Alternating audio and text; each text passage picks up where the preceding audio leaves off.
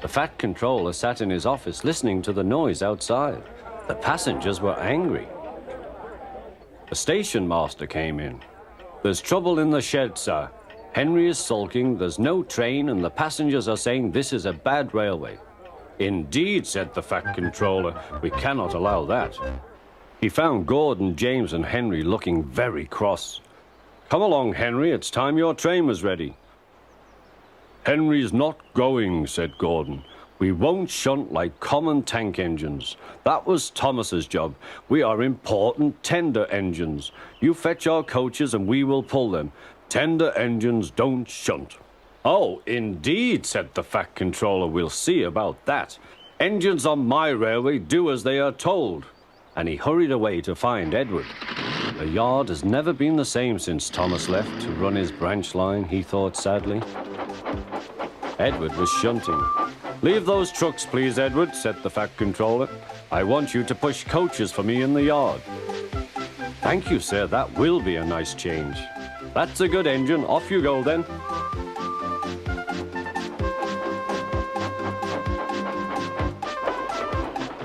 So Edward found coaches for the 3 engines, and that day the trains ran as usual.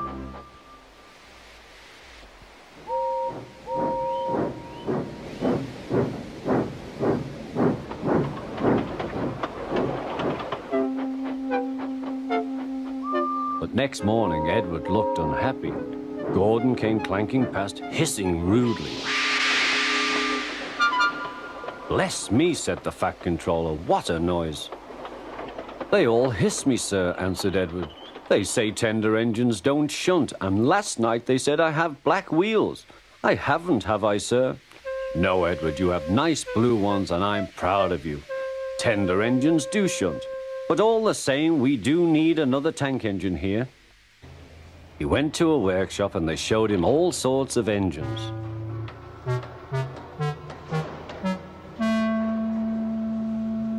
At last he saw a smart little green engine with 4 wheels.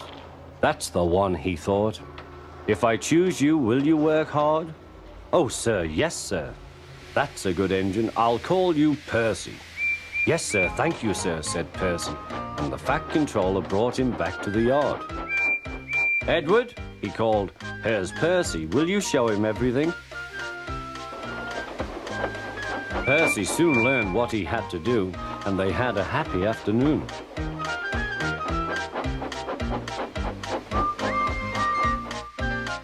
Then Henry came by, hissing as usual. "Shee!" went Percy. Henry jumped and ran back to the shed. "How beautifully you wheeshed him," laughed Edward. "I can't wheesh like that." "Oh," said Percy, "that's nothing. You should hear them in the workshop. You have to wheesh loudly to make yourself heard." Next morning, Thomas arrived. "The Fat Controller sent for me. I expect he wants help," he said to Edward. "Shh, here he comes," replied Edward. "Well done, Thomas. You've been quick. Listen, Henry, Gordon, and James are sulking. They say they won't shunt like common tank engines. So I have shut them up, and I want you both to run the line for a while." "Common tank engines, indeed," snorted Thomas. "We'll show them." "And Percy will help too." "Oh, sir, yes, sir. Please, sir," answered Percy. Edward and Thomas worked the main line, greeting each other as they passed by. Percy puffed along the branch line. Thomas was anxious about Annie and Clarabelle, but both driver and guard promised to take care of them. There were fewer trains, but the passengers didn't mind. They knew the 3 other engines were having a lesson. Gordon, James, and Henry were cold, lonely, and miserable.